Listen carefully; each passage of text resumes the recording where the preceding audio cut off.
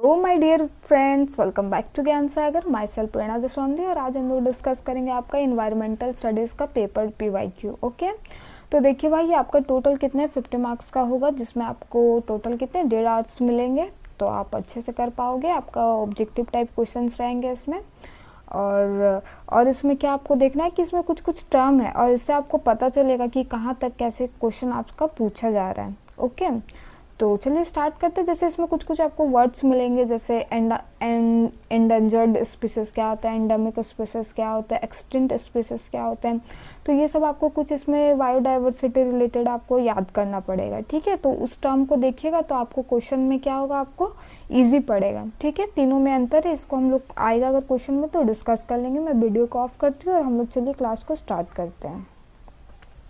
तो the falling was started in 1973 to save the evergreen tropical forest in the Palakkad district of Kerala, India from being flooded by hydroelectric project। 1973 में निम्नलिखित में से कौन सा आंदोलन केरल के पलक्कड़ जिले के सदाबहार उष्णकटिबंधीय वन को जल विद्युत परियोजना से डूबने से बचाने के लिए शुरू किया गया था। देखिए भाई, अगर वहाँ पे जल विद्युत परियोजना हाइड्रो इलेक्ट्रिक प्रोजेक्ट अगर वहाँ पे स्टार्ट हो जाता ना, तो क्या होता, जैसे कि बायोडाइवर्सिटी में क्या बहुत सारे ऐसे एंडेंजर्ड स्पीसीज थे। एंडेंजर्ड स्पीसीज मतलब जो अब क्या है बहुत कम बचे हैं, विलुप्त तो होने के कगार में है लेकिन क्या है बहुत कम है। ठीक है, फिर से एंडेमिक स्पीसीज। एंडेमिक स्पीसीज मतलब कि ऐसा स्पीसीज जो किसी खास जगह पे पाया जाता हो। ठीक है, कुछ खास स्पेसिफिक रीजन पर पाया जाता है, उसको क्या बोला जाता है, एंडेमिक स्पीसीज बोला जाता है। और एक्सटिंक्ट मतलब जो विलुप्त हो चुका है। तो साइलेंट वैली मूवमेंट इसका आंसर होगा। क्यों होगा भाई, क्योंकि साइलेंट वैली एक जगह का नाम था वहाँ पे उसका, तो वहाँ पे ऐसे स्पीसीज पाए जाते थे। और अगर ये हाइड्रो इलेक्ट्रिक प्रोजेक्ट अगर वहाँ पे स्टार्ट हो जाता तो क्या होता है, ये सब हमारे पर्यावरण को अति क्षति होता, जो हम लोग क्या कर सकते हैं, उसको फिर से हम लोग भरपूर उसको कभी नहीं कर सकते थे। और ये कैसा हम लोग का हानिकारक होता, इरिवर्सिबल। इरिवर्सिबल मतलब जो हम इसको फिर से रिवर्स नहीं कर पाएंगे। एक बार वो हमारे हाथ से स्पीसीज चला गया तो फिर वो क्या होगा, फिर वापस नहीं आएंगे। ठीक है, चलिए, तो इसीलिए कौन सा लगा था हमारा साइलेंट वैली मूवमेंट, कब, 1973 में। कहाँ पे, तो Kerala Palakkad district of Kerala. Okay, 2 में देखिए, red panda a highly endangered species is found in which part of India. Endangered मतलब देख ली, संकटग्रस्त मतलब क्या, विलुप्त होने के कगार में है। रेड पांडा जो एक अत्यधिक संकटग्रस्त प्रजाति है, भारत में किस भाग में पाया जाता है भाई। ठीक है, तो इसका हमारा आंसर क्या हो जाएगा भाई, तो नॉर्थ ईस्टर्न हिमालयाज। ठीक है, जिसमें हमारा उत्तर पूर्वी हिमालय, जिसमें क्या है, सिक्किम, अरुणाचल प्रदेश वगैरह आएगा। ठीक है, चलिए, थर्ड में हमारा कि Asian elephant is now endangered because it is being killed for. अब ये क्यों इंडेंजर्ड में आ गया भाई, क्योंकि इसको हम लोग क्यों मारा जा रहा था, इसको क्यों लोग इसका शिकार कर रहे थे, तो हाथी के दांत के लिए। ठीक है, यहाँ पे जैसे आपका दिया हुआ है ऑप्शन, स्किन के लिए, मस्क के लिए, ठीक है, फर के लिए। तो हाथी का दांत जैसे कि जानते हैं हम लोग बहुत यूज़फुल होता है, तो हाथी के दांत के लिए उन लोग को मारा जाता था। ठीक है, 4 नंबर पे देखिए कि Minamata disease cause due to which pollution. तो किसके कारण होता है, तो मरकरी के कारण। ठीक है, mercury.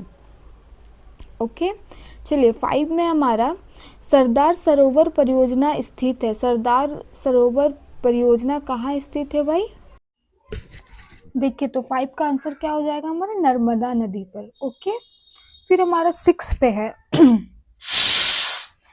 Where did the biggest nuclear accident occurred. सबसे बड़ा न्यूक्लियर दुर्घटना कहाँ हुआ, तो कहाँ हुआ था भाई, तो चेरनोबिल में। ठीक है, कब हुआ था, तो 1986 में, यूक्रेन के चेरनोबिल शहर में। ओके, चलिए, 7 में हमारा the first national park established in India in 1936। तो फर्स्ट नेशनल पार्क जो स्टैब्लिश्ड हुआ था उसका क्या नाम था, तो Jim Corbett national park. Okay, कौन सा पार्क, जिम नेशनल कॉर्बेट।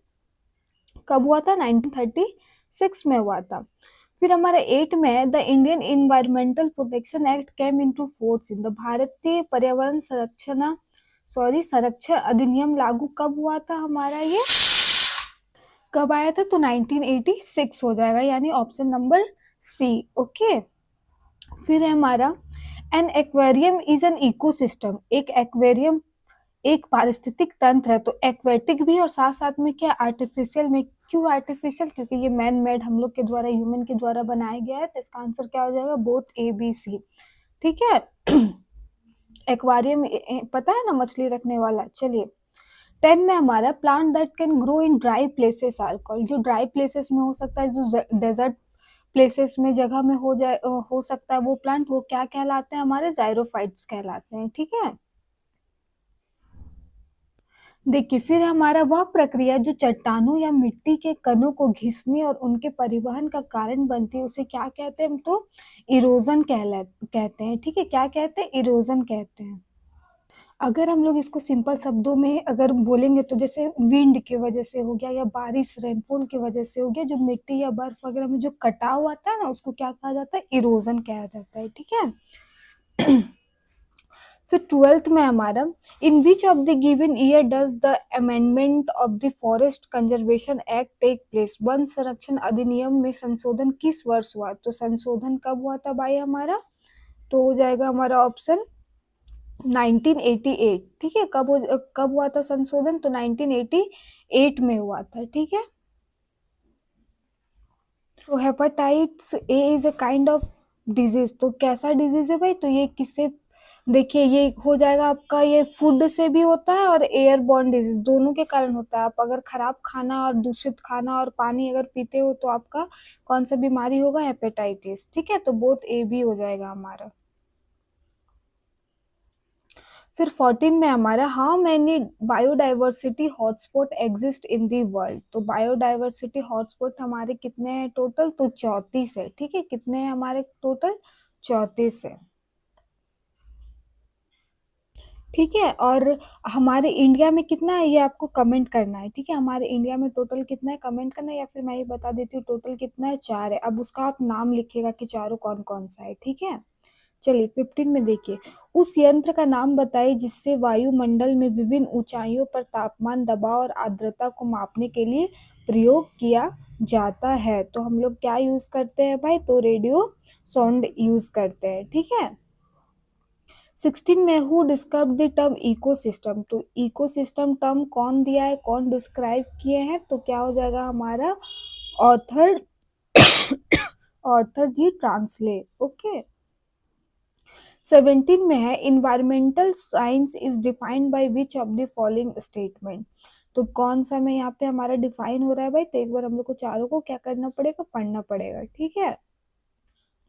तो study of interaction between environment and humans only. देखिए ओनली वर्ड थोड़ा सा लगा दिया है ना, इसीलिए इसको हम लोग आगे हम लोग को पढ़ना पड़ेगा। ठीक है, ओनली वर्ड क्या करता है? नेगेटिव करता है। ओके।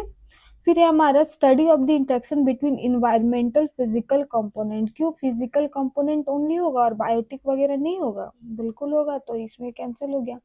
फिर सी हो गया study of interaction between environmental and chemical components.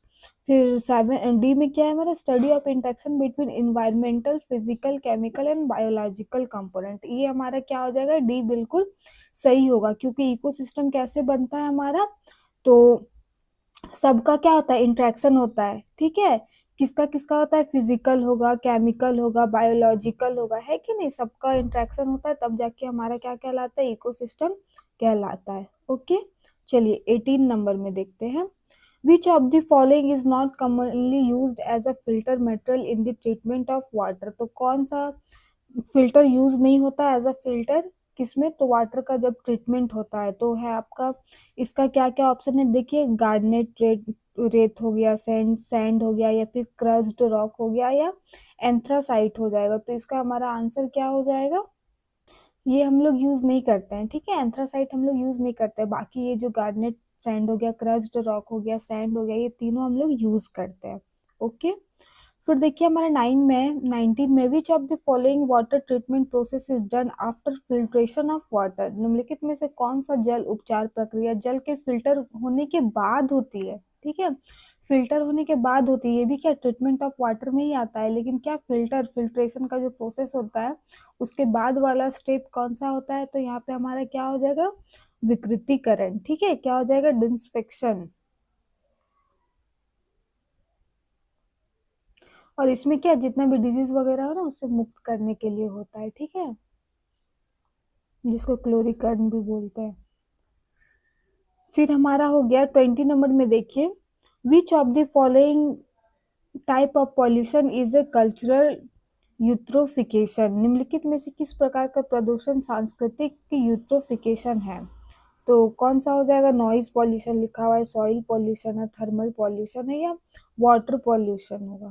इसका आंसर क्या होगा हमारा, वाटर पॉल्यूशन। ठीक है।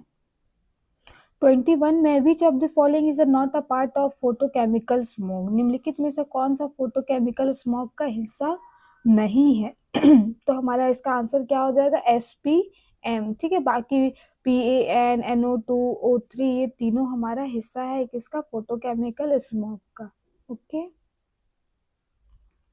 चलिए फिर यहाँ पे हमारा कि यूट्रोफिकेशन का मतलब क्या है। तो अच्छा क्वेश्चन है कि यूट्रोफिकेशन का मतलब क्या है। तो देखिए, thermal change in water, feeling up water body with aquatic due to extra nourishment, soil waste, या फिर नन ऑफ दिस। तो ये हमारा क्या हो जाएगा, ये वाला पता है आप लोग, वर्ड सुनने में लग रहा है, लेकिन देखिए जब देखते हैं ग्रीन सेवाल फैल जाता है पूरा तालाब वगैरह में, तो क्या वही उसी को यूट्रोफिकेशन कहता है। क्यों होता है भाई, जब वाटर बॉडी क्या होता है, एक्स्ट्रा नरिशमेंट हो जाता है। ठीक है। तो इसका ऑप्शन क्या हो जाएगा, 22 का बी हो जाएगा हमारा। अब देखिए 23 में क्या है, बायोकेमिकल ऑक्सीजन डिमांड मीन्स, तो जैव जैव रासायनिक ऑक्सीजन मांग का मतलब क्या है। तो ऑप्शंस देखिए, इंडस्ट्रियल पॉल्यूशन होगा, एयर पॉल्यूशन हो गया, पॉल्यूटिंग कैपेसिटी ऑफ इफ्ल्यूसेंट होगा, या dissolve O2 needed by microbes to decompose organic waste. तो यही हमारा होगा, सूक्ष्म जीवों द्वारा जैविक कचरे को विघटित करने के लिए आवश्यक घुलित O2। ठीक है। फिर 24 में the main component of the photochemical smog is, तो मेन कंपोनेंट क्या है हमारा, वाटर वेपर है, या ऑक्साइड्स ऑफ नाइट्रोजन है, सल्फर डाइऑक्साइड है, या ऑल ऑफ द एबव है। तो इसका हमारा आंसर क्या हो जाएगा, अभी हम लोग ऊपर में पढ़े थे हैं कि नहीं, NO2 SO2। ठीक है। चलिए, तो डिफॉरेस्टेशन जनरली डिक्रीजेज, तो वन उन्मूलन सामान्यतः क्या घटाता है, सॉइल इरोजन घटाता है, रेनफॉल घटाता है, ड्राउट सूखा घटाता है, या ग्लोबल वार्मिंग घटाता है। तो इसका हमारा आंसर क्या हो जाएगा कि अगर हम लोग पेड़ को काट देंगे तो क्या हो जाएगा, डिक्रीज किस में होगा, रेनफॉल में, बारिश कम होगी, है कि नहीं।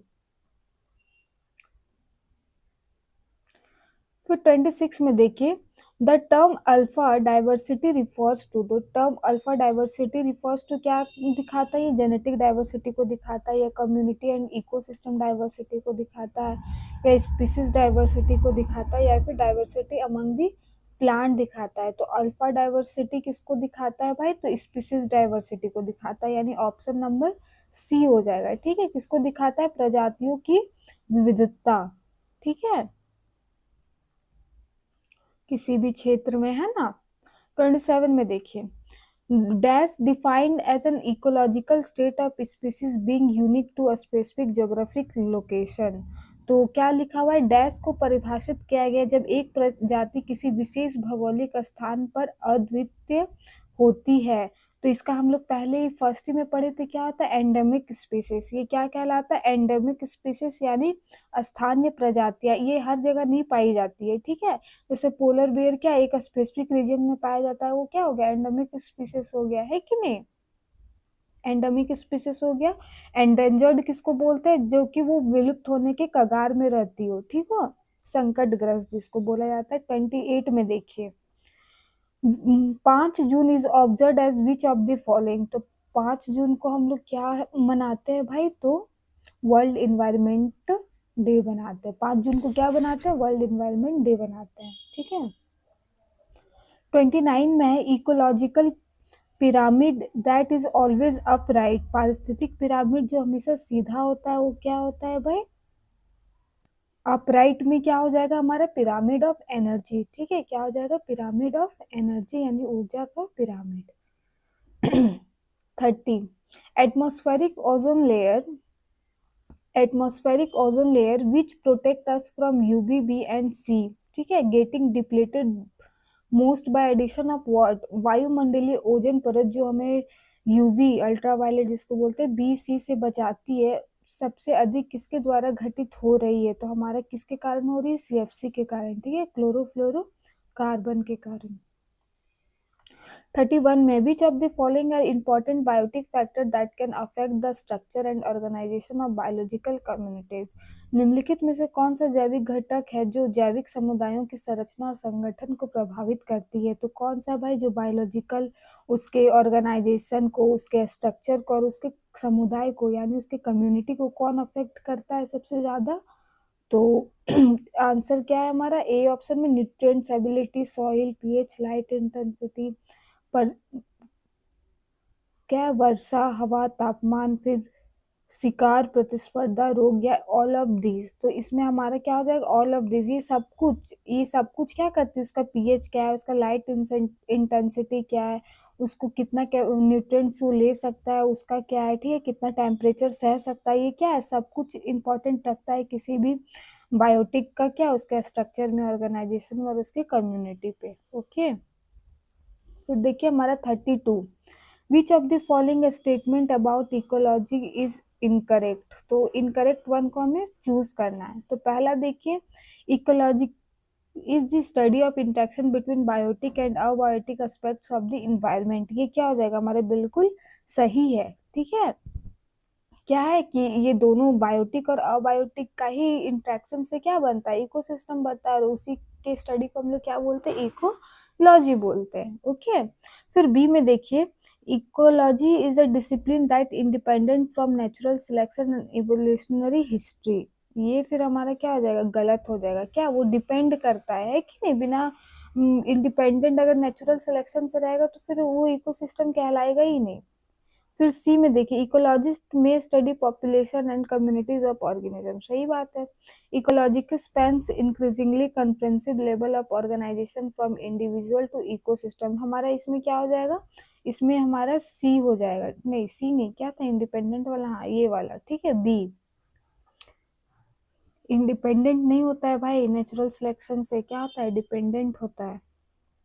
33 में देखिए, फिर डेट्रिट्स खाद्य श्रृंखला कहाँ से शुरू होती है, तो कहाँ से शुरू होती है भाई, तो हमारा क्या ऑप्शन हो जाएगा, डेड ऑर्गेनिक मैटर से। ओके, फिर 34 का देखिए, acid rain reacts with marble and limestone to form, क्या फॉर्म करने के लिए वो रिएक्ट करता है भाई, तो कैल्शियम सल्फेट। ओके, और इसमें एसिड रेन के लिए दो कौन कौन सा ये है, तो SO2 और NO2, ये भी आपको याद रखना है। 35 का देखिए, the ecological pyramid always start with the following at this, तो पारिस्थितिक पिरामिड हमेशा कहाँ से शुरू होता है, तो हमारा प्रोड्यूसर से शुरू होता है कि नहीं, प्रोड्यूसर होता है, याद है ना आपको चेन, पहला कौन है, प्राइमरी, प्राइमरी में कौन आता है, प्राइमरी प्रोड्यूसर में एग्जाम्पल में आप दीजिएगा, ठीक है, कमेंट कीजिएगा, प्राइमरी प्रोड्यूसर का नाम बताइएगा। 36 में देखिए, which of the following is a non renewable source, तो निम्नलिखित में से कौन सा नवीकरणीय, गैर नवीकरणीय संसाधन है, तो कोल हो गया, वाटर हो गया, फॉरेस्ट हो गया, वाइल्ड लाइफ हो गया, तो हमारा क्या हो जाएगा इसमें आंसर 36, जो है क्या है, सीमित है, ठीक है, इसको रिन्यू नहीं कर सकते हैं। 37 में देखिए, Chipko movement was started to conserve, तो किसके बचाव के लिए, किसकी सुरक्षा के लिए हुआ था, तो फॉरेस्ट के सुरक्षा के लिए, पेड़ों की कटाई जो हो रही थी, ठीक है। 38 में देखिए, red data book contains data of, तो किसका डेटा रखता है, ऑल एनिमल का है, इकोनॉमिकल इंपॉर्टेंट स्पीसीज का है, थ्रेटेंड स्पीसीज का है, या फिर ऑल प्लांट स्पीसीज का है, तो हमारा इसका आंसर क्या हो जाएगा, थ्रेटेंड स्पीसीज, ठीक है, जो विलुप्त होने को है, ठीक है, उसका रेड डेटा बुक में हमारा मिल जाता है। 39 में देखिए, which of the following region has the maximum diversity, कौन से क्षेत्र में अधिकतम विविधता है, तो कोरल रीफ, प्रवाल भित्तियां, ठीक है। 40 में है, which one of the following is not included under the Situ conservation, तो जू नॉट इंक्लूडेड, ठीक है, तो जू, wild life sanctuary, national park या बायोस्फीयर रिजर्व, तो हमारा क्या हो जाएगा, जू किस में नहीं आता है, तो सीतू कंजर्वेशन में नहीं आता, ये इन सीतू में आता है, ठीक है। फिर देखिए, hotspot are the region of high, तो क्या होता है hotspot are the region of high, क्या दुर्लभता है, एंडेमिज्म है, या फिर डाइवर्सिटी या क्रिटिकली इंडेंजर्ड पॉपुलेशन है।